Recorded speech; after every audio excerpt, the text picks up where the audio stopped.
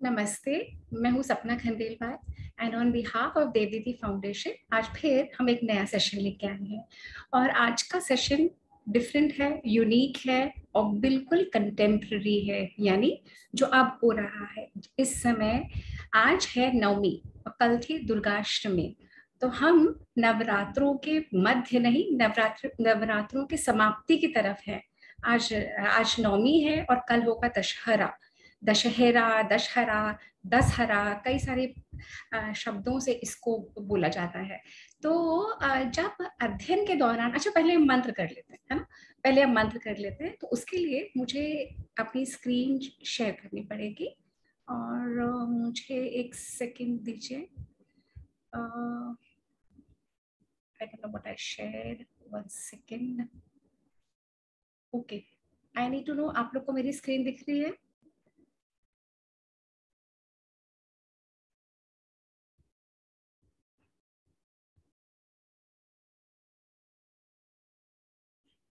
आप लोग को दिख रहा है? मेरी स्क्रीन नहीं दिख रही है। अच्छा, ओके।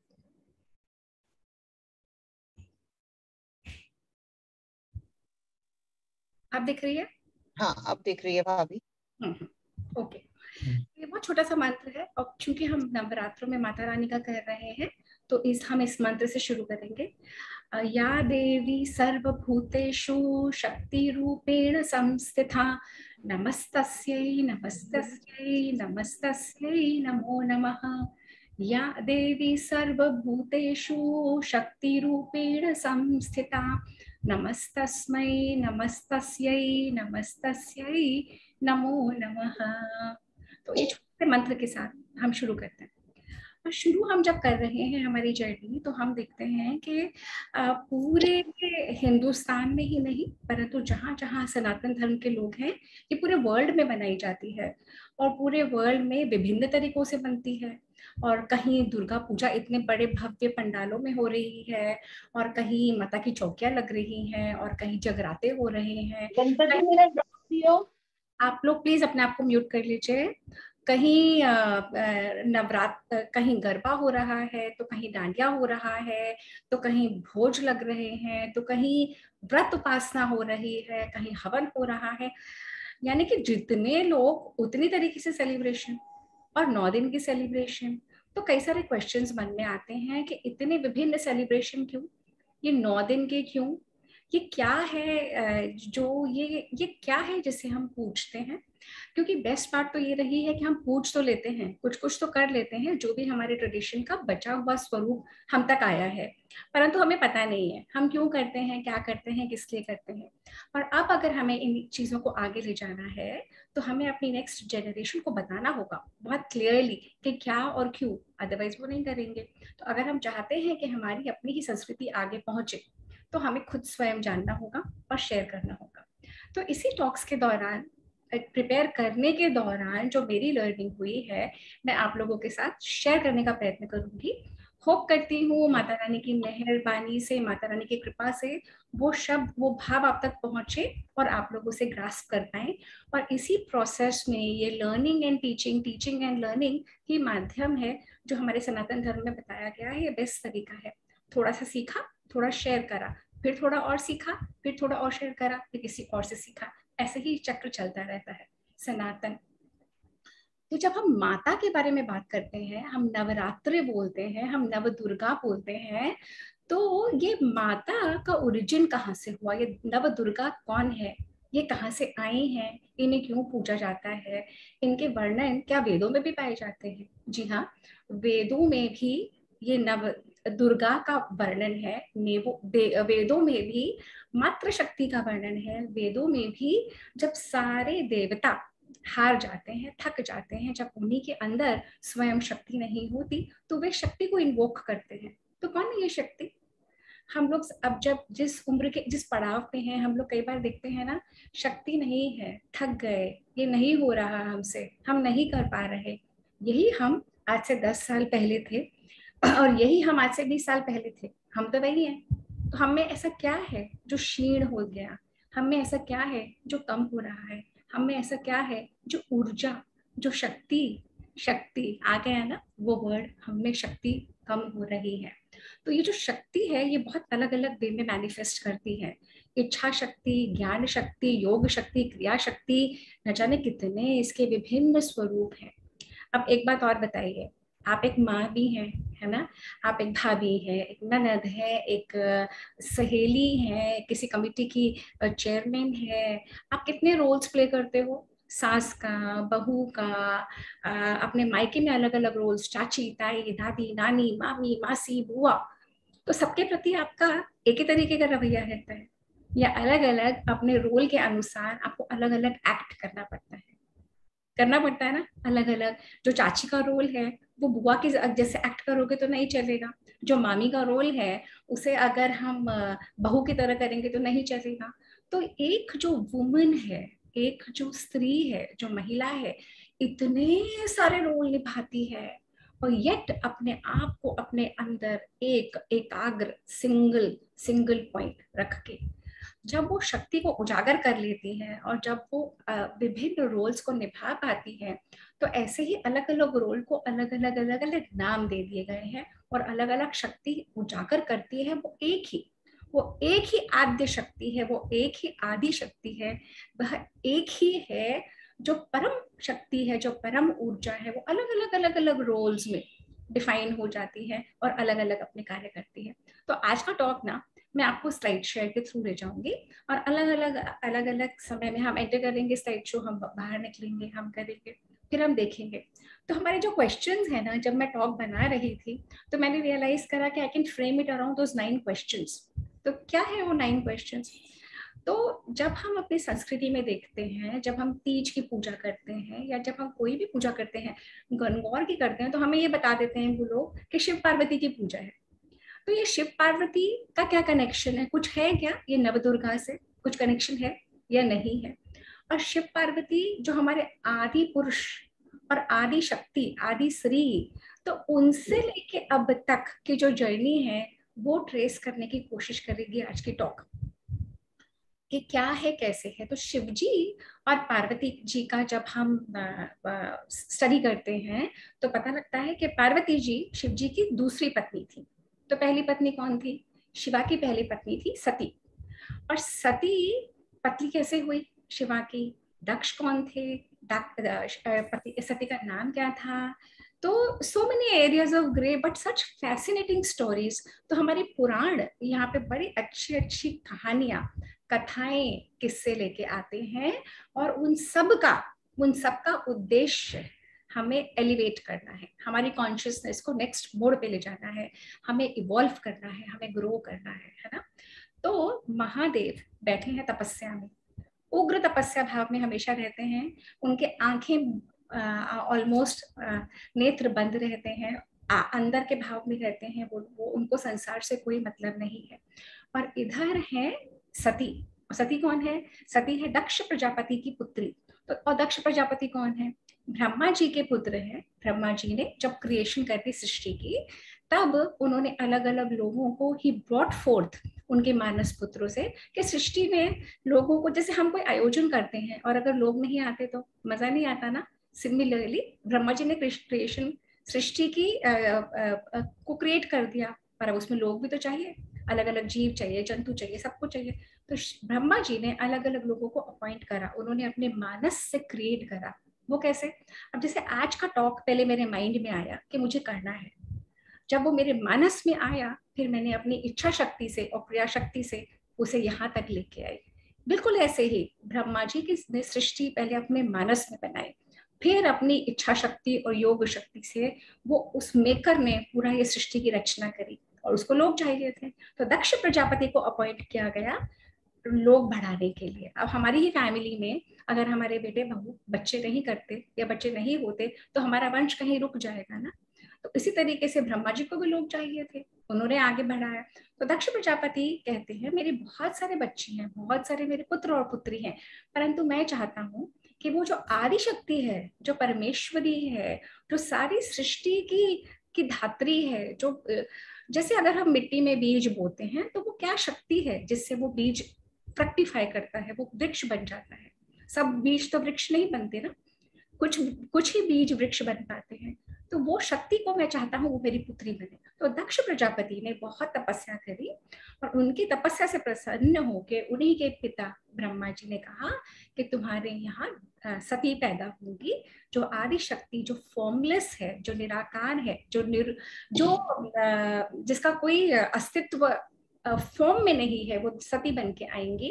और सती का उद्देश्य, ये जो आदि पुरुष है ना, ये जो जो आदि शक्ति है, जो शिवा है, जिसके लायक ये सिर्फ ये आदि शक्ति है, तो तब सती और शिवा का जोड़ होगा और तब सृष्टि और आगे चलेगी। तो उन्होंने कहा ठीक है। तो प्रजापति की यहाँ सती पैदा हो गई। She was beautiful, intelligent and extremely lovable, knowledgeable, yet humble, और इतने अच्छे ढंग से सती भर रही थी कि दक्ष प्रजापति स्वयं वो हो जाते थे, क्या ये मेरी ही पुत्री है, क्या कोई इतना अच्छा हो सकता है। और सती ने बहुत तपस्या करी और सती का विवाह कामयाब हो गए दक्ष प्रजापति शिव महादेव से करने के लिए। अब हम उस मोड़ पे हैं जहाँ महादेव और सती बैठी हैं और वो देख रहे हैं कैलाश के ऊपर, और वो देख रहे हैं कि सारे बाहर जा रहे हैं। तो सती ने बोला, न जाने ये कितने लोग कहाँ जा रहे हैं। तो शिवा चुप रहे। तो सती ने कहा, मुझे लगता है कि कहीं ये जरूर मेरे पिताजी के पास जा रहे हैं, मेरे पिताजी ने कुछ करा है, शायद ये वहीं जा रहे हैं। शिवा चुप रहे। जब सती ने बहुत उनको पेस्टर करा तो शिवा ने कहा, देखो मैं तुम्हें बता रहा हूँ, तुम्हारे पिता ने एक बहुत बड़ा यज्ञ करा है जिसका प्रधान पुरुष उन्होंने विष्णु को बनाया है, और किसी कारणवश उन्होंने हमें नहीं बुलाया है। तो सती तो मचल गई। सती कहती है, मैं तो जाऊंगी, मैं तो अपने मायके में जरूर जाऊंगी, वहां पे इतना बड़ा यज्ञ हो रहा है। शिवा ने समझाया, जहां नहीं बुलाया गया वहां नहीं जाते। अब सती तो सती है भाई, वो मानेंगी क्या? स्त्री हट, कहती है नहीं मैं तो जाऊंगी। शिवा ने फिर कहा, देखो मैं तुम्हें फिर समझा रहा हूँ, वहां नहीं जाना। सती नहीं मानी और शिवा ने कहा, हरी इच्छा, जो तुम्हारी इच्छा तुम तो वही करोगी। और सती चली गई। जब सती चली गई तो जहां गई अपने दक्ष प्रजापति के उस विशाल हवन में, जहां यज्ञ में, तो उन्होंने देखा कि हर देवता के लिए स्थान था, हर देवता के लिए जगह रखी हुई थी, हर देवता को आहुति दी जा रही थी। परंतु और उनकी सारी बहनें आई थी, उनकी सारी बहनें, उनके सारे बहनोई, उनकी सारे जितने भी परिवार के लोग हैं वहां पे सब माँ जो उनकी थी, माँ उनसे बहुत अच्छे से मिली, सारी बहनें बहुत अच्छे से मिली, परंतु दक्ष ने उनका स्वागत नहीं करा। अब सती का माथा घूमा। फिर सती ने फिर देखा, उनके लिए कोई स्थान ही नहीं था। तब सती को समझ में आया कि जो शिवा ने कहा था वो बिल्कुल सही था, जहां नहीं बुलाया जाता वहां नहीं जाना चाहिए। अब सती बहुत पछताई। सती ने अपने पिता से कहा कि आपने सबके लिए स्थान रखा है, आपने सबके लिए करा है, आपने इनका इतना अपमान करा है, मैं इस अपमान को भूल नहीं सकती। अब दक्ष बिल्कुल चुप रहे। दक्ष का अपना रीजन था उनको नहीं बुलाने का, जबकि दक्ष ने सती और शिवा का विवाह बहुत धूमधाम से करा था, महादेव का। अब सती इतनी इंसल्टेड, इतनी ह्यूमिलिएटेड फील कर रही थी, अपने लिए नहीं, अपने पति के लिए। पति का अपमान हुआ है, वो देवों के देव हैं, वो महादेव हैं, और उनका इतना अपमान। तो सती ने अपने उसी यज्ञ की वेदी में और एकदम से छलांग लगा ली और स्वयं की आहुति दे दी। सती ने कहा कि जहां पे मेरे पति, मेरे परमेश्वर, मेरे महादेव का स्थान नहीं है, जहाँ पे उनकी पूजा नहीं है, जहाँ उनके लिए रिस्पेक्ट नहीं है, मैं वो यज्ञ नहीं होने दूंगी। और यज्ञ को उन्होंने विध्वंस कर दिया। एक तरह से अगर मनुष्य का हत्या हो गई, उसमें देवी की हत्या हो गई। अब ये बात पहुंची शिवा के गणों तक, शिवा के गणों तक पहुंची, शिव जी तक पहुंची। और शिवा और सती का इतना अगाढ़, इतना प्रगाढ़ प्रेम था। शिवा योग की भी तप मूर्ति है, शिवा भोग की भी तप मूर्ति है। तो जो ये हम हनीमून का कॉन्सेप्ट सुनते हैं ना, कि आजकल लोग हनीमून पे जाते हैं, नहीं, उस समय जब शिवा का विवाह सती से हुआ था, शिवा ने पूरे कैलाश को बिल्कुल एकांत करवा दिया था, सबको भेज दिया था, सब गणों को, जितने भी भूत प्रेत गण यक्ष गंधर्व किन्नर थे, सबको खाली कर दिया कि ये स्थान खाली करो, यहाँ पे मैं और सती रमण करेंगे। तो आप प्लीज अपने आप को म्यूट कर लीजिए। तो वो रमण का केंद्र है, वो जो कैलाश की भूमि है, वो हमारे आदि शक्ति और आदि पर पुरुष का रमण का केंद्र है।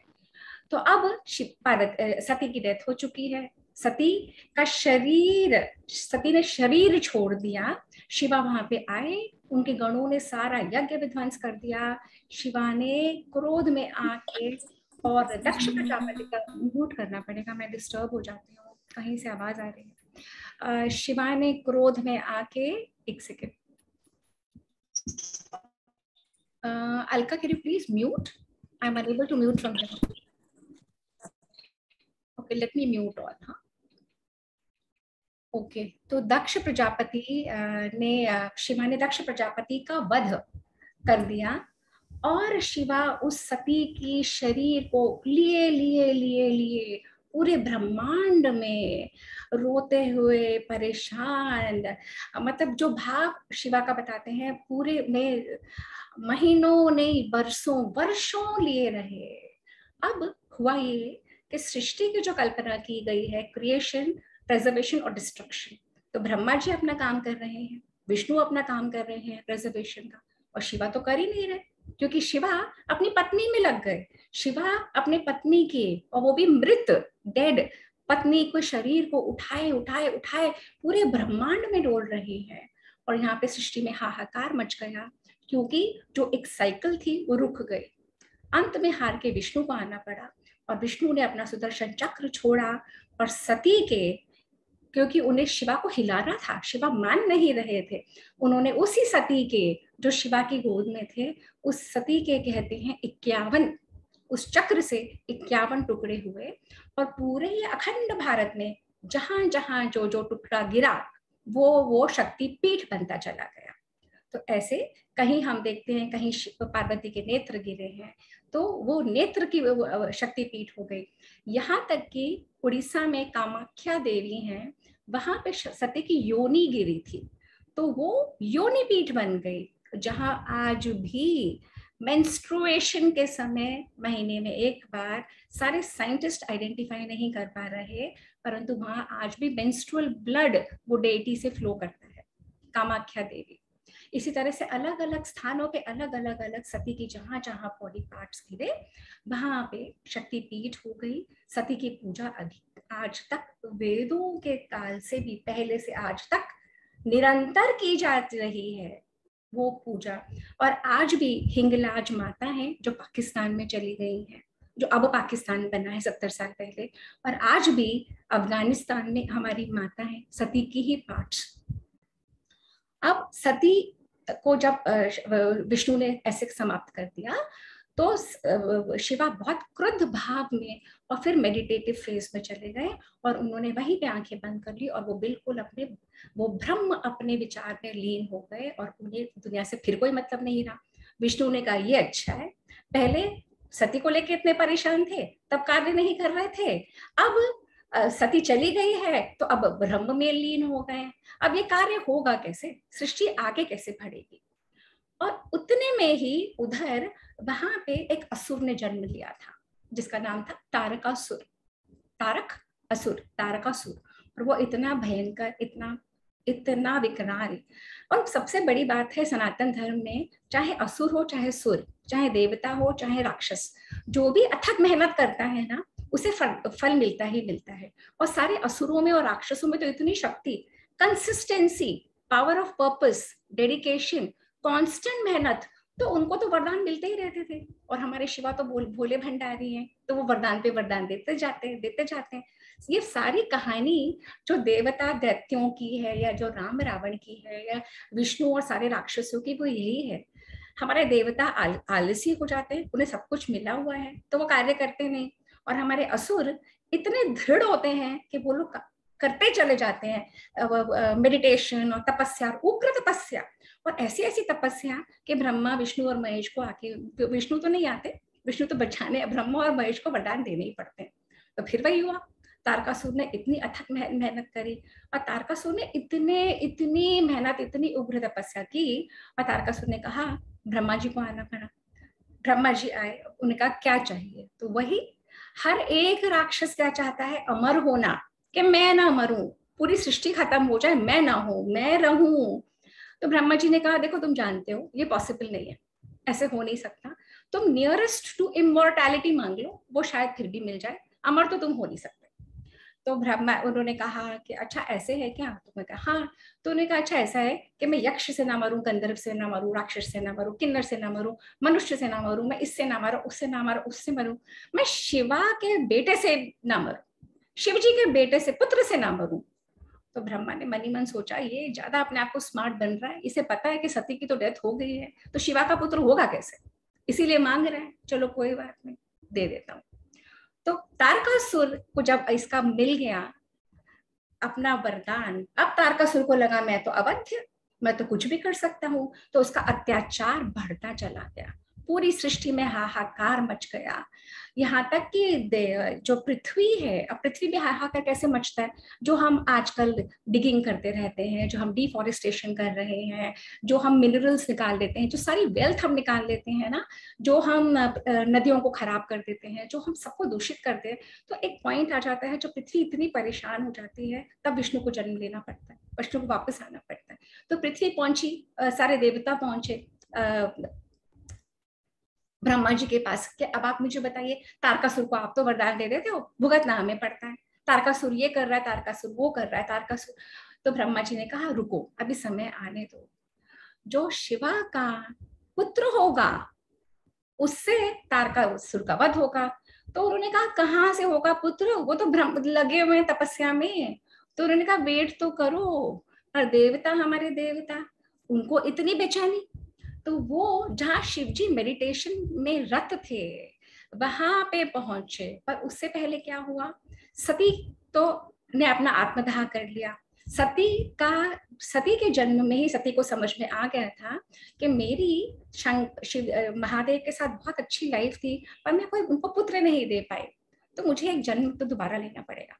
उतने में क्या हुआ, वहां पे हिमवान और मैना देवी, हिमालय और मैना देवी इतनी तपस्या कर रहे थे। क्यों कर रहे थे भाई, उनके 100 पुत्र थे, 100 पुत्रों के बावजूद तपस्या क्यों कर रहे थे, इसलिए कर रहे थे कि उन्हें एक पुत्री चाहिए थी। तो जो लोग कहते हैं ना कि सनातन धर्म में हम लोग पुत्र पुत्र पुत्र करते हैं, sorry, if you get your facts right, आप अपने शास्त्रों का अध्ययन करेंगे तो आपको पता लगता जाएगा। हिमालय के हिमवान महाराज और मैना देवी ने उग्र तपस्या करी सिर्फ एक पुत्री के लिए, और वो क्या चाहते थे कि माँ आदि शक्ति उनके यहाँ पुत्री बन के आए। तो आप देखिए कैसे कैसे गण बैठ रहे हैं, शिवा वहां पे मेडिटेशन में है, देवता पहुंच चुके हैं, तारकासुर जन्म ले चुका है, हिमवान और मैना देवी के यहाँ पुत्री आई, कौन, सती ही बन के आई पार्वती। तो छोटी सी प्यारी सी नन्ही सी मुस्कुराती हुई खेलती हुई गुड़िया पूरे उनके महलों में, उनके उद्यानों में हर जगह घूमती हुई, सबको निहारती हुई, इतनी रौनक, इतनी कैन यू इमेजिन कि इतनी ब्यूटी लेके आई वो उन लोगों के लाइव्स में। और वहां पे कौन आया, नारद मुनि। और नारद मुनि आए, नारद मुनि से इन्होंने कहा कि इसकी पत्री देखिए। तो पत्री जब देखी तो नारद जी तो समझ गए थे ये तो माँ आदि शक्ति है। तो इन्होंने कहा पर इस माँ आदि शक्ति को प्रेरणा कैसे दी जाए। तो उन्होंने उनके पिता को कहा कि देखो सब कुछ तो बहुत अच्छा है, पर ये जो तुम्हारी कन्या है ना, ये बड़ी होके ना ये अघोरी को भी आएगी, ये ऐसे को भी आएगी जिसके गले में मुंडों की माला रहेगी, ये ऐसे को भी आएगी जो डियर स्किन पहनता है, जो वस्त्र ही नहीं पहनता होगा, और न जाने क्या क्या कैसे रहेगा, नाखून को रखता होगा। और मैना देवी तो रोने लगी। उन्होंने कहा ऐसा, बोले हाँ। तो बोले हाय राम, विधाता से मैंने बेटी मांगी और मेरी बेटी तो ऐसे घर में जाएगी। और उधर नारद जी ने वो छोटी सी कन्या को अपने पास बैठाया और उसके कानों में कोई मंत्र फूंक दिया। उन्होंने कहा शिवा, उन्होंने कहा कि हे कन्या, तू जिसके लिए जन्मी है ना, वो तेरा इंतजार कर रहा है, उस तक पहुंचने के लिए तुझे अथक मेहनत करनी है, अथक प्रयास करने हैं, अथक तपस्या करनी है। और उन्होंने शिवा के बारे में जो डिस्क्राइब करा, उस छोटी सी कन्या का लव अफेयर हो गया शिवा के साथ। अपने माइंड में उसी दिन से वो शिवा को के प्रति प्रेम दिखाने लगी, वो शिवा के प्रति उसका भाव उठाया कि this he is all that I want. फिर सारा जीवन जब वो जैसे भी बड़ी होती रही, उसकी माँ ने कहा कि ये कर लो वो कर लो, उसने कहा नहीं मैं तो वन में जाऊंगी, तपस्या करूंगी। माँ ने कहा ये ऐसे कर लो, बोली नहीं। तो अंत में वो छोटी सी उम्र में ही तपस्या करने चली गई। कहते हैं कि हजारों वर्ष, लाखों वर्ष, पुराण तो कुछ ऐसा भी बताते हैं वे वो तपस्या करती रही। उन्होंने भोजन छोड़ दिया, उन्होंने जल छोड़ दिया, उन्होंने कुछ समय तो उन्होंने श्वास लेना छोड़ दिया, कुछ समय वो बिल्व पत्थरों के ऊपर रही, तब उन्होंने फिर वो भी छोड़ दिए तो उनका नाम एक अपर्णा भी बना। अपर्णा, पर्ण भी छोड़ दिए। इतनी अथक तपस्या के बाद वहां पे, और उधर क्या हो रहा था, यहाँ पे तपस्या चल रही है, वहां क्या हो रहा था, वहां पे महादेव लगे हुए थे मेडिटेशन में। और वहां पे आए कामदेव। क्यों आए कामदेव? क्योंकि देवताओं ने इम्प्रेशेंट होके कामदेव को भेजा कि महादेव को उठाओ, महादेव तो तपस्या में है। जब वो देखेंगे ही नहीं पार्वती को तो ये प्रेम बढ़ेगा कैसे आगे, और जब प्रेम नहीं बढ़ेगा तो कैसे होगा वो जो तारकासुर को मारेगा। तो कामदेव ने कहा देखो तुम मुझे मत मत फोर्स करो, क्योंकि हम जानते हैं कि शिवा कि अगर तीसरा नेत्र खुल गया तो मैं किसी काम का रहूंगा नहीं। देवता नहीं माने, देवता बहुत कुचाली। तो कामदेव समझ गया कि मुझे जाना तो पड़ेगा। तो कामदेव ने अपनी पत्नी रति, तो ये जो इंग्लिश में ये लोग क्यूपिड बोलते हैं ना, क्यूपिड्स बो, ये हमारे यहाँ से लिया हुआ है। कामदेव के जो बाण होते हैं, ये हमारे वेदों में वर्णन है। कामदेव के बाण है, और अलग अलग 5 तरीके के बाण भी बताएं कि एक एक का क्या रोल है, वो मैंने लिखा है, पर एनीवे। तो वो कामदेव के बाण को उन्होंने शिवा के पीछे से, जहां पे शिवा मेडिटेट कर रहे थे, हिमालय के उस स्थान पे जो पार्वती के पेरेंट्स के हिमालय के क्षेत्र के बहुत पास था, और कामदेव ने वो बाण मारा और शिवा के एकदम से नेत्र खुले। और शिवा ने देखा कि मेरी तपस्या को ये भंग करने वाला कौन है, और उन्होंने कामदेव को देख लिया रेड हैंडेड। और कामदेव को एक बार अभी उनकी निगाह पड़ी पार्वती के ऊपर। पार्वती को हिमवान में, शिवा जहाँ पे मेडिटेट कर रहे थे वहां पे सब आश्रम में साफ सफाई सब चीजों के लिए नियुक्त किया था, और शिवा ने और पार्वती ने वो काम इतनी बखूबी किया, सारे अटेंडेंट्स को हटा दिया, सारी सेवा खुद करती थी, सिर्फ इसी होप में करती थी कि शायद शिवा मेरी तरफ देख लें, शायद मुझे वो वरदान मिल जाए, शायद उस वरदान की सहायता से शिवा की मैं पत्नी बन सकूं। तो पार्वती ने शिवा को बिल्कुल डिस्टर्ब नहीं करा, वहां पे रोज आती, उनकी सारी सेवा करती, उनका स्थान साफ करती और चुपचाप चली जाती। कामदेव आए, कामदेव ने बाण मारा, उनकी आंख खुली, नेत्र खुली, उनका एक झलक उनकी पार्वती तक गई, और उनके माइंड में वो प्रेम उमड़ आया। कैसे? जैसे जब ओशन होता है ना, ओशन में तो टाइड नहीं आते, परंतु जब फुल मून होता है तो ओशन में हल्का सा एक वो आ जाता है। एग्जैक्टली वही हुआ शिवा के माइंड में, और शिवा के माइंड में वो प्रेम भर आया। अगले ही क्षण शिवा ने एकदम आंखें बंद कर ली। शिवा ने कहा ये कैसे हो सकता है, मैं इतनी उग्र तपस्या में हूँ, मेरी तपस्या में किसी ने विघ्न डाल दिया, और मेरे माइंड में एक डिजायर आ गया। तो उन्होंने एकदम आंखें बंद कर ली, उन्होंने कामदेव को चढ़ा दिया और वहां से उठ के चले गए। और पार्वती तो फिर रोने लगी। पार्वती ने कहा मैंने तो कुछ भी नहीं करा था, ये क्यों ऐसे हो गया, मैं तो पेशेंटली तपस्या कर रही थी, पेशेंटली शिवा की सेवा कर रही थी, मैंने तो उनसे कुछ मांगा भी नहीं।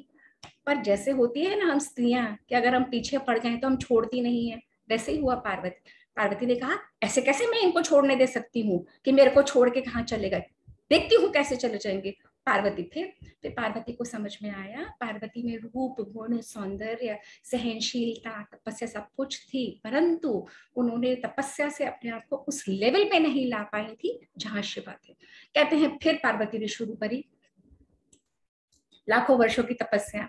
अंत में शिव जी का स्थान डोला।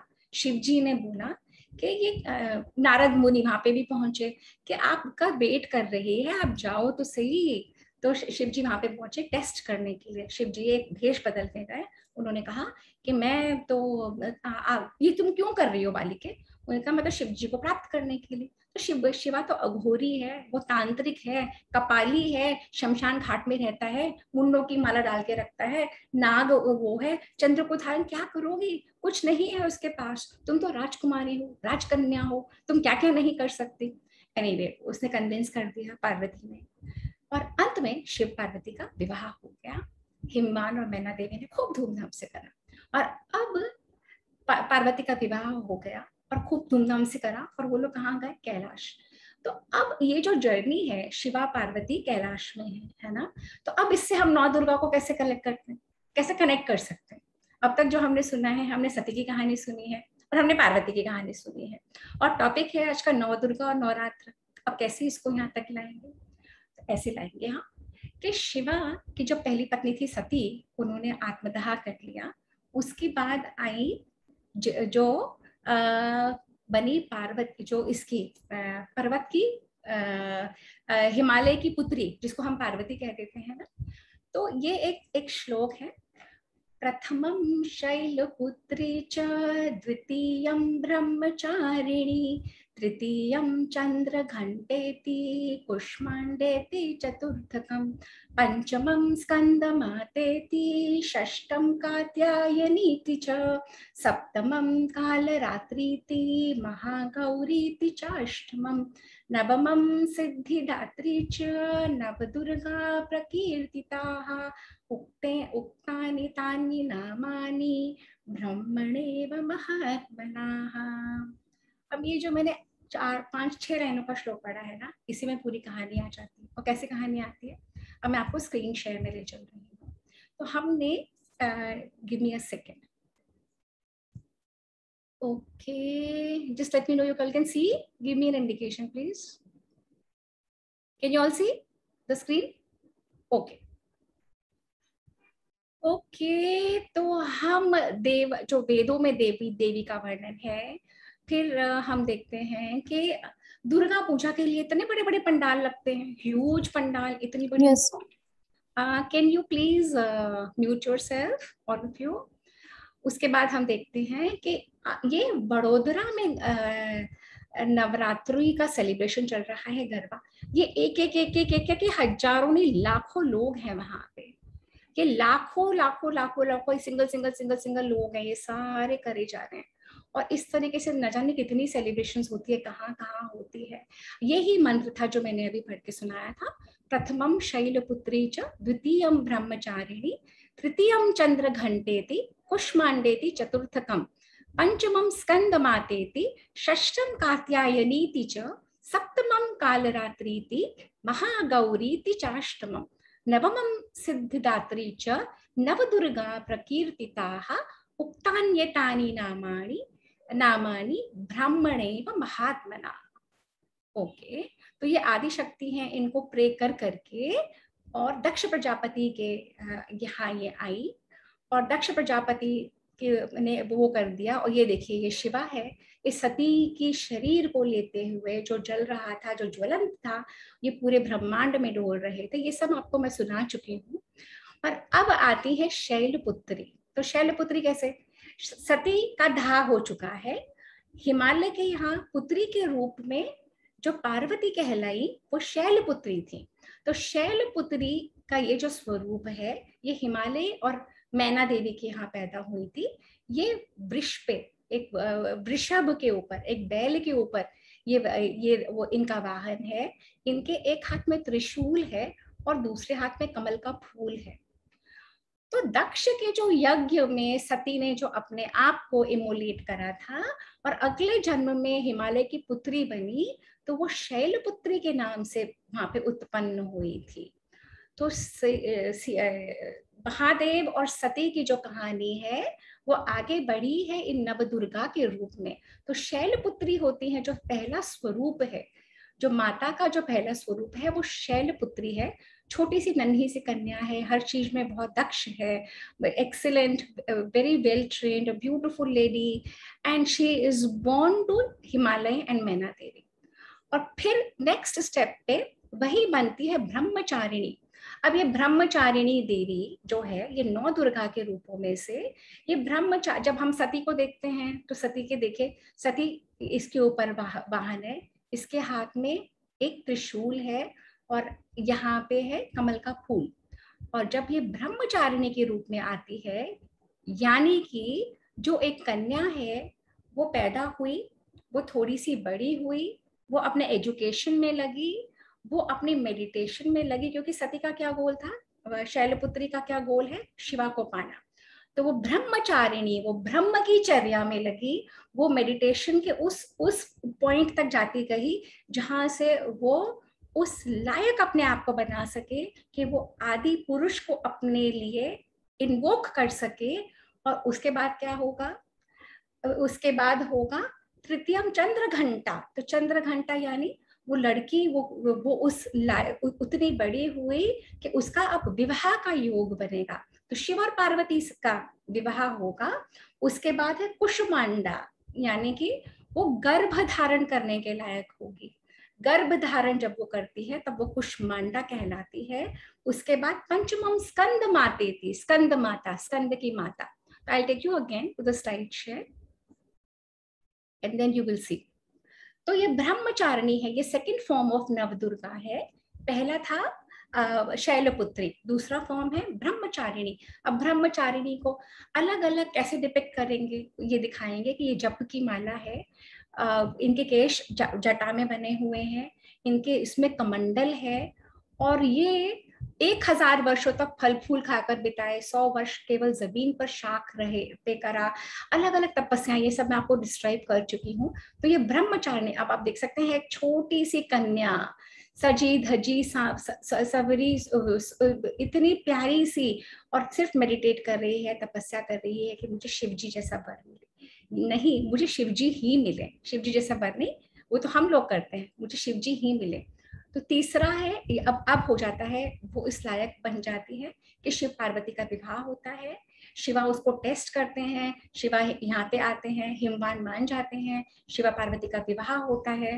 तो शिवा जो एक अघोरी है, जो उनका सब कुछ अमंगलकारी है, ये इतनी सुंदर कन्या जो हर रूप में मंगलकारी है, जो सृष्टि की जननी है, और इनकी married life is suppose to be the best in spite of all obstacles, in spite of Shiva not having anything.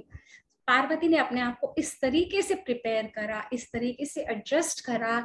उसने कभी अपने माँ बाप के घरों के रिचेस नहीं मांगे, उसने कभी ये नहीं कहा मैं महलों की बेटी हूँ, मैं ऐसे नहीं रहूंगी। पार्वती और शिवा का जो लव फॉर ईच अदर है, वो आज तक कहा जाता है कि एक आइडियल कपल है जो ऐसा है। और कभी भी अगर हम अपने शास्त्रों में देखें, हम कभी भी देखें तो शिवा के साथ पार्वती बैठी है, शिवा के नीचे नहीं, शिवा के साथ। अर्धनारीश्वर बिल्कुल बराबर हैं, शिवा की वो सहचरी है, शिवा के गोद में बैठती है। कहीं भी हमारे शास्त्रों में विमेन का दर्जा नीचे नहीं दिखाया गया है। ये बाद में इन अंग्रेजों ने, जो लोग हमारे शास्त्रों को दूषित करना चाहते थे, उन्होंने कलुषित करके हमें बताया। हमारे शास्त्र हमें हर स्त्री को, हर महिला को बिल्कुल वही दर्जा देते हैं जो एक अर्धनारीश्वर के रूप में दिखेगा। शिवा के साथ देखिए, आपको हर देवी देवता एक साथ दिखेंगे, कोई नीचे ऊपर कभी नहीं दिखता। स्त्री शक्ति, स्त्री को पूजने वाला सिर्फ यही देश है, यही सनातन संस्कृति है। और उन्होंने हमें बता दिया कि हमें नीचा दिखाया जाता था, क्योंकि उनके यहाँ जो होता था उन्होंने यहाँ पर आरोपित कर दिया, हमारे मनों में हीन भावना भर दी, जिससे हम अपने संस्कृति से दूर होते चले गए, है ना। तो हर जगह आप पाएंगे, हर पिक्चर में आप पाएंगे, और हमारे सब देवी देवताओं के हाथों में शस्त्र हैं। शस्त्र और शास्त्रों के बिना कोई भी नहीं है। अपने आप को अगर हम बचा नहीं पाएंगे तो हम आगे नहीं बढ़ पाएंगे। तो चंद्र घंटा तीसरा स्वरूप है माता का। चंद्र घंटा एक नई नवेली दुल्हन जो सपने लेके जाती है, जो अपने पति के साथ रहती है, तो चंद्र घंटा का वही रूप है, सौम्य, उज्जवल, एक अलग, एक जो न्यू ब्राइड का एक रौनक होती है, उसका तो चंद्र घंटा का रूप है। स्वर्ण के समान श्वेत पुष्पों की माला और सर पर रत्न जड़ित मुकुट है, कमल और इनके हाथों में भी शस्त्र हैं। इसके भी हाथ में तलवार है, इनके भी हाथों में त्रिशूल है, इनके हाथ में भी बो है, एरो है, तलवार, त्रिशूल, गदा और धनुष, सारे ऐसे ऐसे शस्त्र हैं कि अगर जरूरत पड़े तो वही स्त्री। अब इस आगे आगे बताती हूँ। तो तृतीयम चंद्र घंटेति कुष्मांडेति चतुर्थकम। अब चंद्रघंटा विवाह हो गया। अब विवाह के बाद जो एक नेचुरल प्रोग्रेशन है जिससे सृष्टि आगे बढ़ती है, एक प्रोजिनी जो हर स्पीशीज में इनबिल्ट कर रखा है, नहीं तो सृष्टि समाप्त हो जाएगी। तो जो नेचुरल प्रोग्रेशन है प्रोक्रिएशन का, जिसकी वजह से यूनिवर्स आगे चलेगा, तो अब ये कुष्मांडा बन गई। वही छोटी सी लड़की जो शैलपुत्री थी, वो तपस्या करके एजुकेशन लेके ब्रह्मचारिणी बनी, वही चंद्रघंटा बनी, उसका विवाह हुआ, और वही बनी है अब कुष्मांडा। कुष्मांडा जो कुश मांडा, ये 3 शब्दों से बना है। कु उष्म और अंडा, अंडा और उष्म वोम, और कु मतलब छोटा सा। तो छोटे से, जैसे एक छोटे से बीज में पूरा बरगद का पेड़ है ना, ऐसे ही ये पूरी की पूरी सृष्टि ये कुष्मांडा के अंदर। और पेठा जो हम लोग आजकल जूस में पीते हैं, जिसे हम कुम्हड़ा भी कहते हैं, वो वाइट पेठा, तो कुष्मांडा, वो उसको कुष्मांडा, वो कुष्मांडा भी कहलाता है संस्कृत में। और उस पूरे में ब्रह्मांड की रचना को विजुअलाइज करते हैं कि ये कुष्मांडा जो है, जो अपने जठर में, जो अपने गर्भ में एक नई संतति को लाती है, जो एक प्रोक्रिएशन के बाद एक न्यू लाइफ देती है। तो कुष्मांडा वो हमारी देवी है। तो वही छोटी सी बालिका अब कुष्मांडा का रूप ले चुकी है, और कुष्मांडा के बाद अब वो बन जाती है माता, स्कंद की माता बनी है। तो ये है स्कंद। स्कंद के 6 मुख यहाँ पे दिखाए हैं। ये बड़ी अच्छी स्टोरी है, ये भी सुना देती हूँ क्विकली। तो स्कंद माता बन गई। अब ये कैसे बनी स्कंद माता?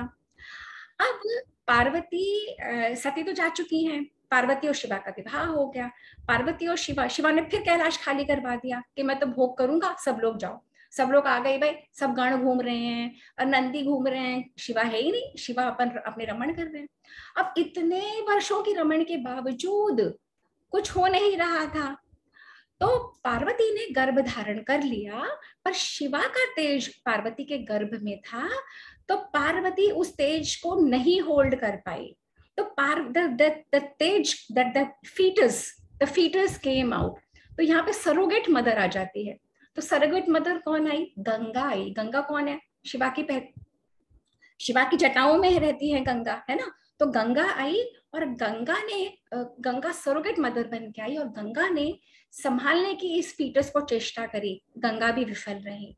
अंत में पार्वती को ही कहते हैं एक लेक का रूप धारण करना पड़ा, जिसे मानसरोवर में है। वो एक ताल का मुझे इस समय नाम नहीं ध्यान, वो रूप धारण करा, और उसमें शिवा का ये तेज की जेस्टेशन हुई, और वहां पे हुआ कार्तिकेय का जन्म।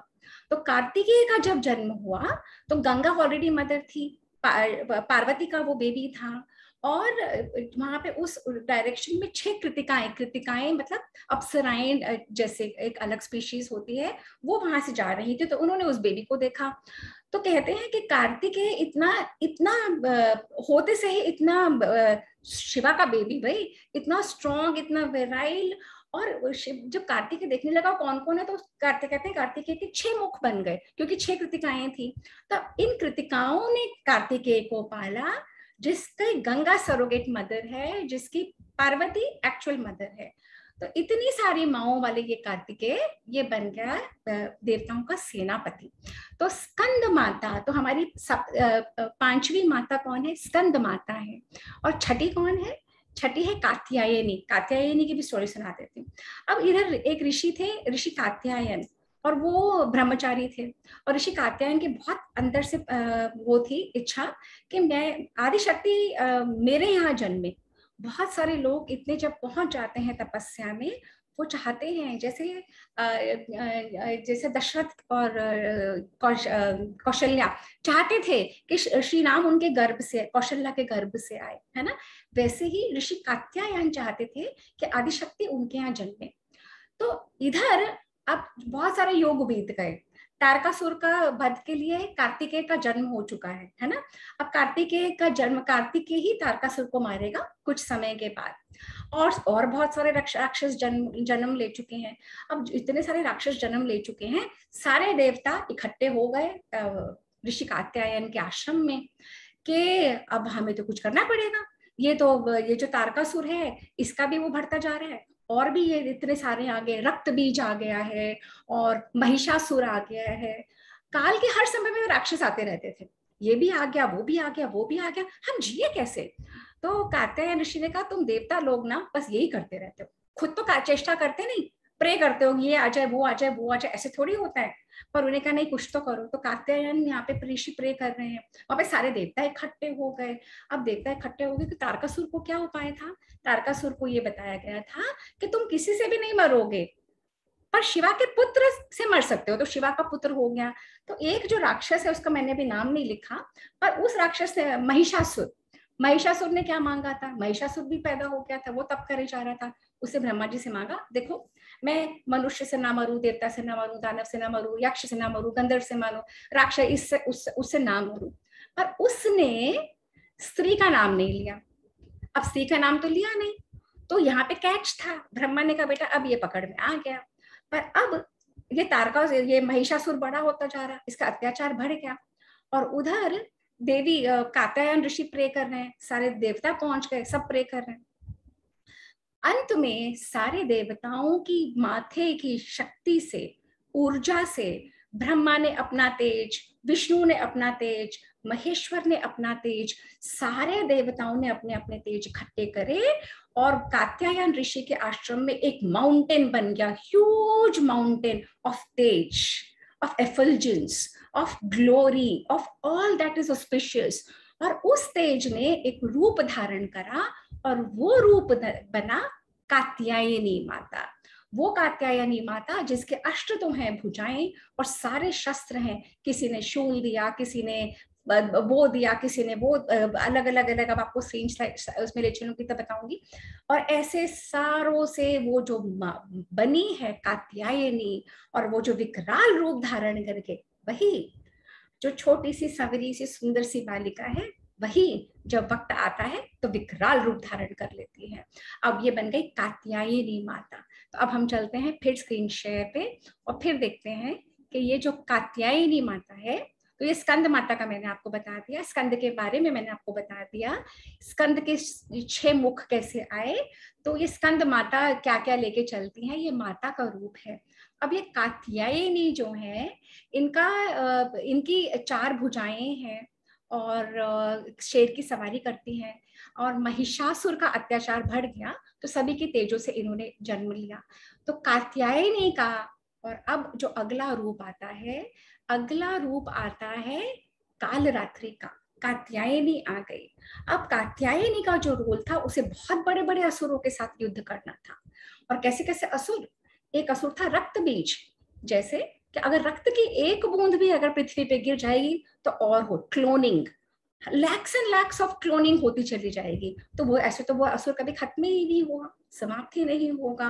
तो अलग अलग, तारकासुर जा चुका, महिषासुर आ गया, रक्त बीज आ गया, शुंभ, निशुंभ, चंड, मुंड, जो लोग भी माता की आरती करते हैं ना, मत ना ये नाम पता होंगे, चंड, मुंड, शुंभ, निशुंभ, अलग अलग अलग अलग दैत्य, अलग अलग फंक्शंस को लेके, अलग अलग तपस्या करके, अलग अलग वरदान लेके, इन सबको एनहाइलेट करने के लिए माता ने कालरात्रि का रूप लिया। और वो कालरात्रि का रूप है जो एकदम फियर्स और लपलपाती हुई, उसकी जिह्वा रक्त से सनी हुई, मुंडों की माला पहन रखी है, और सारे ऐसे औजार।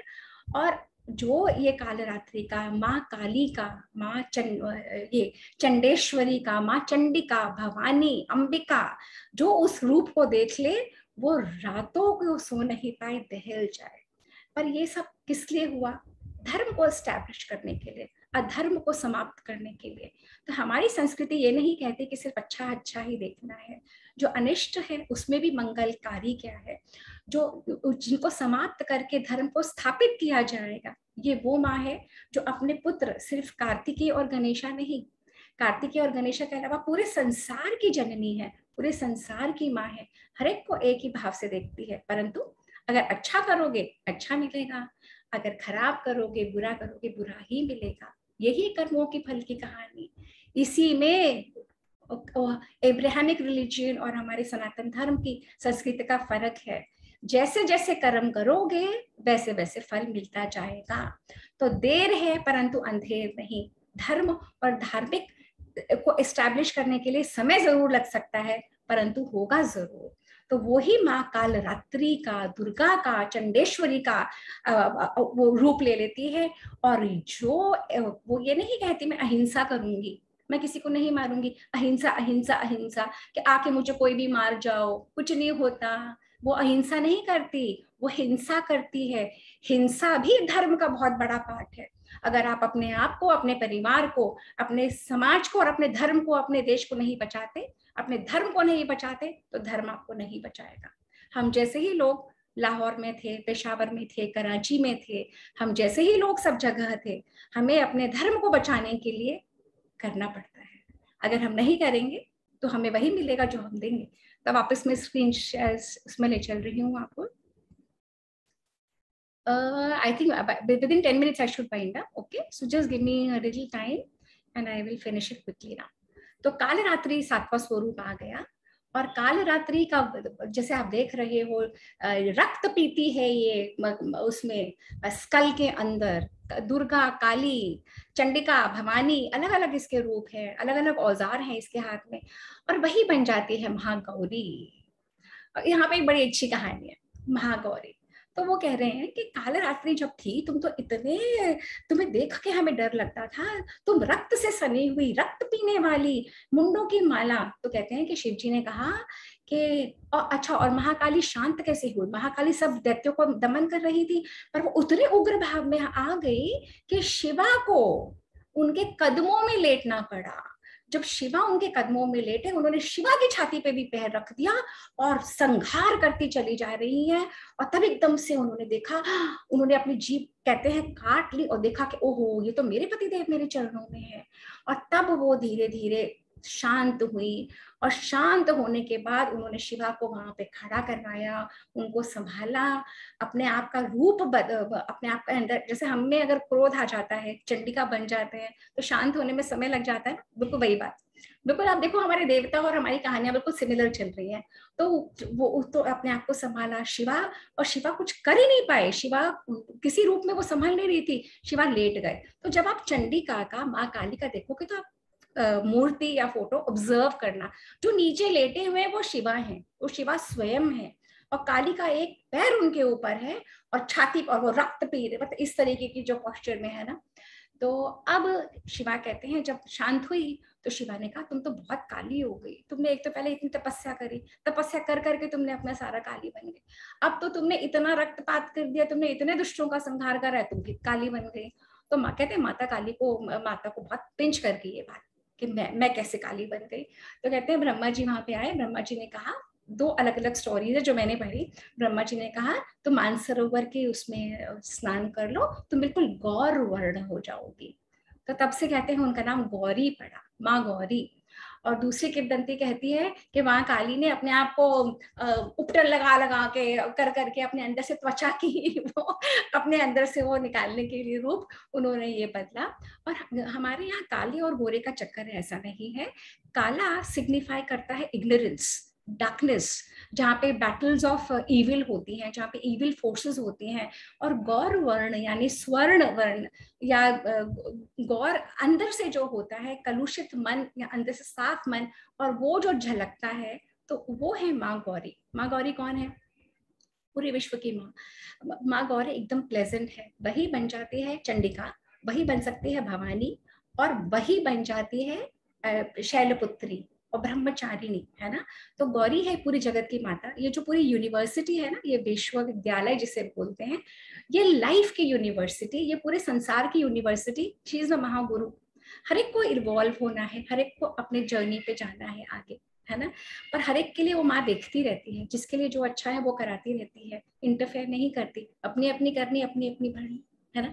तो पर महागौरी अन्नपूर्णा है, महागौरी ही दात्रा है, देती है, सबका ध्यान रखती है। एक हम है ना माएँ, नानी दादी बनने के बाद भी सब कुछ घर भी देख लेती हैं, सब कुछ कर लेती हैं, है ना।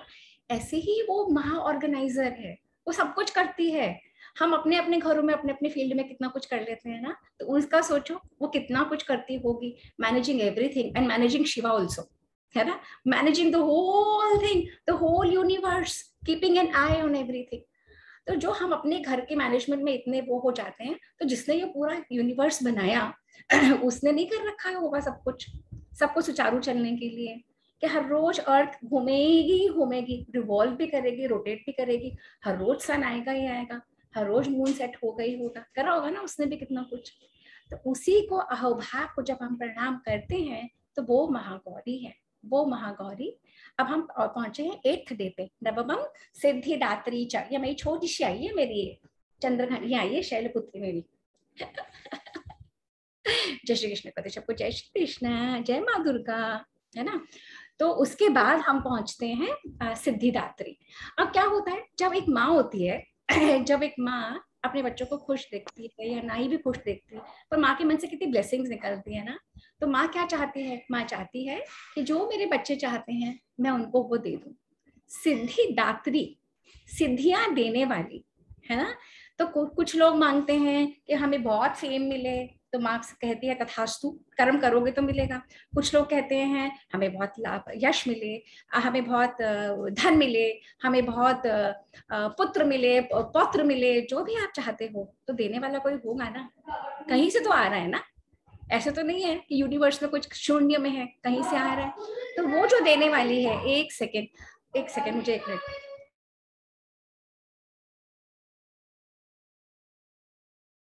सॉरी, वो मेरी बिटिया आई थी ना। तो जो वो देने वाली है ना, वो है सिद्धिदात्री।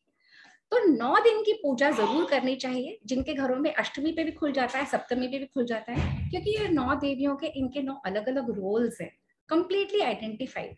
आपने सारी तप कर ली, सारी पूजा कर ली, और सिद्धिदात्री से वो मांगा ही नहीं जो आपको चाहिए, तो क्या फायदा, नहीं हुआ ना, आपके वो गया ना वेस्ट।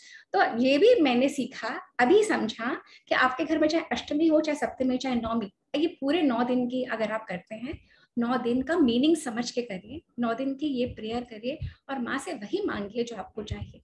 हर माँ को जब आप क्लियरली बताते हो मुझे ये चाहिए, तो सिद्धिदात्री, सिद्धियां देने वाली। सिद्धियां क्या होती हैं, हमारे यहाँ कहते हैं ना हनुमान जी अष्ट सिद्धि 9 निधि के दाता। तो अष्ट तो सिद्धियां हैं और नव निधियां हैं, 9 वेल्थ, वो सब माता देती है। तो सिद्धि में कोई बहुत कोई अट्रैक्ट करना चाहता है, कोई बड़ा अपने आप को बनाना चाहता है, कोई बहुत छोटा। हनुमान जी कैसे कर लेते थे, जब आप उस लेवल पे पहुंच जाते हो तो आप अपनी shape shifting, body form change, सब कुछ कर सकते हो, but you to reach that level. तो ये माँ देती है, माँ सिद्धिदात्री। तो इसमें एक दो वो रह गई है, वो दिखाती हूँ आपको। और महागौरी हमने कर लिया, और सिद्धिदात्री तो ये अणिमा, महिमा, गरिमा, लघिमा, प्राप्ति, ये सारी सिद्धियां हैं। अणिमा मीन्स अपनी बॉडी को बिल्कुल हल्का करना, महिमा अपनी बॉडी को बिल्कुल हैवी बना लेना, गरिमा लघिमा स्मॉल करना, बड़ा करना, ऐसे अलग करना। तो और उसके बाद ये महिषासुर मर्दिनी है, ये कभी भी अन्याय करने वालों के साथ नहीं होती, और ये नहीं कहती कि मैं वेपन नहीं उठाऊंगी, ये सारे वेपन उठा के उसको मारती है, सारे। और इसको नवदुर्गा को, ये जो हमने अभी तक रूप स्टडी कर रहे हैं, इसमें दुर्गा कोई नहीं थी, नवदुर्गा कहलाती है सब मिलके। दुर्ग मतलब एक फोर्ट, एक ऐसा फोर्ट दुर्ग है ना, जो पेनिट्रेट नहीं हो पाता, जिसको कोई कैप्चर नहीं कर सकते। तो हमारे यहाँ इतने ब्यूटीफुल मीनिंग्स हैं। तो पावर और दुर्गा, और 8 से 18 इसके हाथ हैं, मल्टीटास्किंग करती है, अभय मुद्रा में रहती है, जैसे मैं आपको अर्धनारीश्वर का एक्सप्लेन कर रही थी। नारी और पुरुष को बिल्कुल समान रूप में हमारी संस्कृति रखती है, कोई नीचा नहीं है, कोई ऊंचा नहीं है, और दोनों के बिना जीवन नहीं है। तो जो शिवलिंग का स्वरूप है, एक लिंग और एक योनि जब मिलते हैं तो ही क्रिएशन होती है, और उसी से लाइफ आगे चलती है, नहीं तो लाइफ खत्म हो जाएगी, फिनिश हो जाएगी। तो गौरीश्वरा, ये नारीश्वरा, अर्धनारीश्वरा, ये जो है ये मेल और फीमेल प्रिंसिपल हैं, ये हर स्पीशीज में होते हैं, और ये जब मिलते हैं एक साथ ट्यूनिंग बना के चलते हैं, तभी जीवन की गाड़ी आगे चलती है। इसीलिए हमारी संस्कृति में गृहस्थ को इतना बड़ा कहा गया है। और नवरात्रों में ही पूजा क्यों करें, नवरात्रों में पूजा इसलिए करें कि कहते हैं कि माँ दुर्गा ने 9 दिन तक महिषासुर से युद्ध लड़ा। माँ दुर्गा ने चंड, मुंड, रक्त बीज, निशुंभ, न जाने कितने दैत्यों को मारा इसी बीच में। तो ये जो समय है ये इतना शक्तिशाली माना गया है कि जो भी इसमें शक्ति साधना करता है वो ग्रो करता ही करता है। और एक बात और, ये जो नवरात्रे हैं ये साल में 4 बार आती हैं, वैसे तो बहुत बार आती हैं। नवरात्रों का क्या मतलब है, एकम से लेके 9 दिन तक, है ना। बेसिकली 9 दिन के लिए जो जो जर्नी है ये बहुत बार आती है। परंतु जो मेन फेमस, जो मेन अभी अब आई है हम तक, वो बसंत और शरद ऋतु है। और इस समय जो वेदर्स है बिल्कुल परफेक्ट होते हैं। संध्या काल, सुबह और शाम के समय में भी बहुत बेसिकली ये जो समय है ये बहुत फ्रूटफुल है अपनी तपस्या करने के लिए, अपनी साधनाओं करने के लिए। जो मनुष्य का जीवन मिला है ना, ये एक सेकंड में देती हूँ, हाँ, जो मनुष्य का जीवन मिला है ना, हमारे शास्त्र बहुत क्लियर है, हमारा इतिहास पुराण बहुत क्लियर है, हम नहीं समझ पाए। पर मनुष्य का जीवन इतना क्षणिक है कि 10, 20, 30, 40, 50 साल यूं निकल जाते हैं, before you know it you are gone. कितने लोग हमारे देखते देखते चले गए ना कोविड के समय। तो इतना छोटा सा जीवन मिला है, इतना अनमोल मिला है, और हम यूं ही रेत की तरह कर देते हैं। तो हमारे शास्त्र बार बार कहते हैं अपने ऊपर काम कर लो, उस करेंसी के ऊपर काम कर लो जो तुम्हारे साथ जाएगी। ये जो करेंसी जो तुम इकट्ठा कर रहे हो ना, ये यहीं रह जाएगी।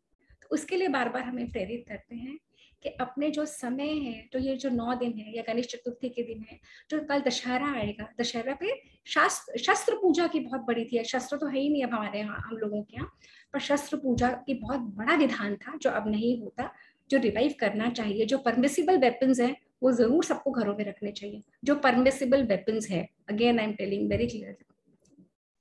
तो और शस्त्रों की पूजा होनी चाहिए, जो हमारे शास्त्रों का विधान है वो हमें करना चाहिए। और जब हम ये जर्नी पे चलेंगे तो हमारा सनातन धर्म की ओर हम आगे बढ़ेंगे, और हम अपने राष्ट्र को बना पाएंगे जो विश्व गुरु था, जो है और हमेशा रहेगा। और इन्हीं शब्दों के साथ अपनी वाणी को विराम दे रही हूँ। किसी को कुछ कहना है, बोलना है, पूछना है तो भी कैन। हाँ वंदना दी, आप अपने आप को अनम्यूट नहीं कर पा रहे हो। मैंने को होस्ट बना दिया, मुझसे तो हो नहीं रहा, करो एक बार अपने आप को अनम्यूट। नहीं हुआ, एक मिनट। मैंने उस समय पार्टिसिपेंट्स ऑल म्यूट कर दिया था, मैं शायद इसीलिए नहीं हो रहा। Give me a second, let me see. इतने दिनों बाद करो ना तो आता नहीं है। मेरे में तो नहीं आ रहा, मेरे में तो, एक मिनट।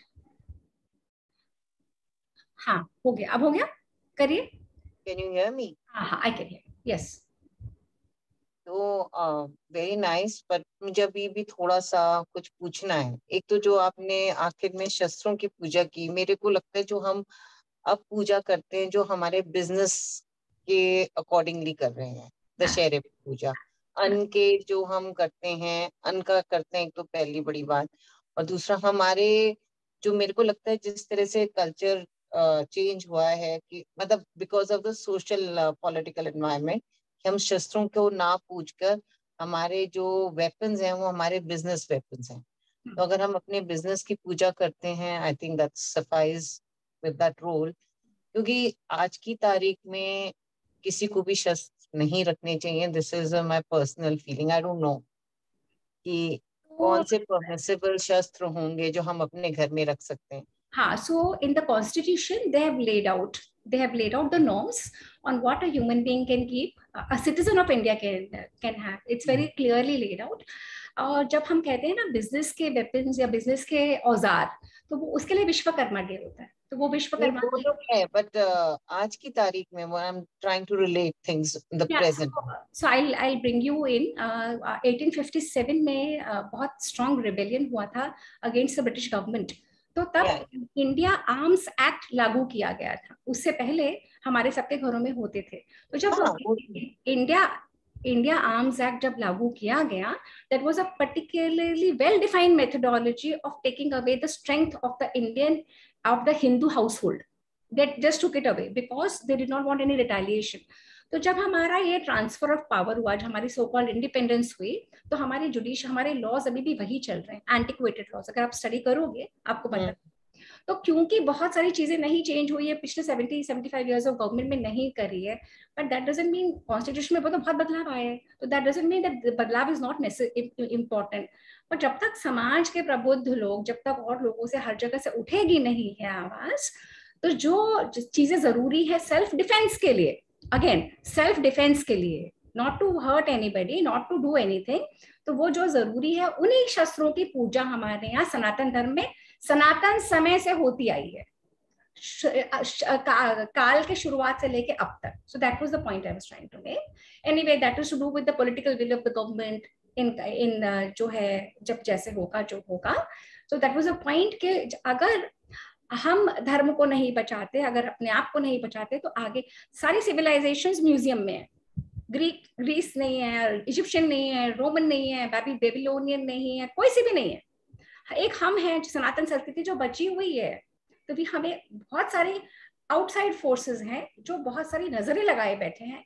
तो वे जो बात कही गई थी उन मद्देनजर से कही गई थी, वो उसे। अच्छा, सेकेंडली मुझे I don't know rest of the people got it और नॉट, जो हम 7 दिन के, जो हमारे 9 दिन के जो अलग अलग देवियां हैं, वो हमारे तो जो आपने सती का बताया 58 उनके वो हुए थे, उन्होंने 58 टुकड़े किए थे।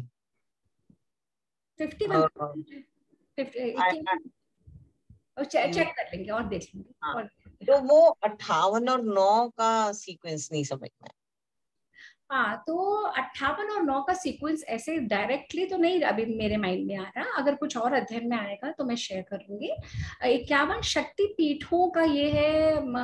शक्ति पीठों के बारे में I was going to make a talk next time when I do that, will share this, will take this discussion there. इसमें थोड़ा सा मुझे कंफ्यूजन था, तो मैंने कहा पूछ लूं, मैंने गलत सुना है या कुछ। नहीं, सही सुना है जितनी मुझे अभी नॉलेज है, क्योंकि नॉलेज भी इवॉल्व होती है ना, जब हम और स्टडी करते हैं तो हमें और पता लगता है। अभी की राइट नाउ की नॉलेज से मुझे 51 शक्तिपीठ पता है। और शक्तिपीठ से डायरेक्ट कनेक्शन नवदुर्गा का नहीं है, पर एक कनेक्शन है। कनेक्शन ये है कि वही दुर्गा है, वही एक है जो अखंड रूपों में बनती है। अखंड, अनेक, अखंड, अनेक अनेक अनेक रूप। दुर्गा माता, अंबिका, भवानी, चंडिका। एक वर्ड इंग्लिश में है ऐसा जिसका कोई और वर्ड ही नहीं है। कौन सा? वाटर। वाटर को वाटर ही बोलते हैं इंग्लिश में। हमारे यहाँ जल के लिए, अपी और के लिए कम से कम नहीं तो 1000 शब्द हैं। तो ऐसे ही ये जो दुर्गा माता है, अंबिका माता, चंडिका, भवानी, जगदम्बा और न जाने क्या क्या क्या क्या, ये सब अनेक होते हुए भी एक है। तो शक्ति पीठों के में भी शायद ये भी कोई कॉनोटेशन हो सकता है कि हर जो शक्ति की, जो हर बॉडी का हर एक अंग में एक जो पीठ बनाई है, तो एक फीमेल को, एक देवी को उस रूप में ये सनातन संस्कृति पूजती रही है। कभी नीचे नहीं दिखाया फेमिनिन फॉर्म, बराबर का दर्जा मिला है। हमें बताएं इन लोगों ने कुछ और दिया जो हमने बगैर सोचे समझे मान लिया और अपने आप के हीन भावना में बैठ गए। तो शक्ति का ये रूप, ये जो माता की ये जो पूजा है, हमें उस रूप में ला के समझ के और फिर प्रे करने के लिए है। और प्रे हम उसके से करते हैं जिसके पास सब कुछ होता है। तो हम उसको कहते हैं हमें ये दे, है ना। तो उसके पास सब कुछ है, तो हमें जो चाहिए क्लियरली बताएं और माता रानी से ले। इन शब्दों के साथ बाइंड अप करें सेशन। किसी को कुछ कहना है? किसी ने कुछ पूछना है क्या? Puja, have you joined it for the first time? ओ, ये तो अपनी पूजा है। अच्छा। हाय पूजा। हेलो। हाँ, you want to say something? Ask something, Pooja. Did you enjoy the session? You are unable to mute. Okay, do it now. ठीक है, we'll wind up now. Now we can. हाँ. Oh. One session, it's really good to what is going on, जो हो रहा होता है आजकल आपके चल रहा है नवरात्रि और आप इससे सेशन कर रहे हो, तो बहुत ही अच्छा है to know this and knowledge and अच्छा लगा. Thank you, dear. Thank you, dear. Kamini is saying very interesting. Thank you so much, Kamini. मैंने भी 51 ही सुना है, पता नहीं शायद 58 है, बट कहीं जैसे आपने बताया पाकिस्तान में किसी और पार्ट में जहाँ पे, और एक चीज मुझे रजिस्टर कर गई कभी, आई थिंक एक उनका अंग जो है वो वाराणसी में ड्रॉप हुआ, तो that's where the Manikarnika Ghat is. Yes, Manikarnika में तो कहते हैं उनके कानों का बूंदे, ये कानों का ये गिर गया था, शिव जी ढूंढते थे। इन इटसेल्फ, तो आई थिंक उनके मणि पड़ गया मणिकर्णिका घाट. तो शिव और Parvati is our first primary love story ever in the world, और शिव और पार्वती की बेसिस के ऊपर। एंड शिवा बिल्कुल अनअपोलोजेटिक है, जब उनको रमण कर रहा है अपनी पत्नी के साथ, सबको भेज देते हैं जाओ। तो first honeymoon in the world वही था, उन्हीं का था, पहला प्रथम हनीमून। तो हमारे शास्त्रों में किसी चीज को, the act of creation, procreation has been divinized, क्योंकि उसी की वजह से आप और हम हैं। है ना। वो अगर नहीं होता तो हम नहीं होते, और ये नहीं होगा तो सृष्टि आगे चलेगी नहीं।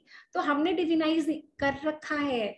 एब्राहमिक रिलीजन्स में प्रॉब्लम है, इसको वो लोग they treat it as an act of dirty act, so then the problem starts, but that's the way of looking it. It's how, अब मुझे माइक का ये दिख रहा है, आपको माइक का ये दिख रहा है ना, वो कांस्टेंट रहेगा ये डिफरेंस, ये वाली बात है ना। चलिए, anybody else has any question? Okay, तो इन्हीं शब्दों के साथ आज का सेशन थोड़ा लंबा भी हो गया और वाइंड अप करती हूँ, और आशा करती हूँ कि जितना आनंद मुझे आया ये टॉक प्रिपेयर करने में, और जितनी मेरी ज्ञान में वृद्धि हुई, मेरी नॉलेज में हुई, उतना थोड़ा सा आपके ज्ञान में वृद्धि हुई होगी, थोड़ा सा आपको और मतलब क्लियर हुआ होगा, थोड़ी सी माता रानी की तरफ आपकी और देखने का नजरिया बदला होगा, और थोड़ा सा झुकाव आपका और होगा। और अगर मैं ये कर पाई माता रानी की मेहरबानी से, कृपा से, तो आज का talk is well done. Thank you very much, और फिर हम मिलेंगे किसी और सेशन के साथ। Thank you.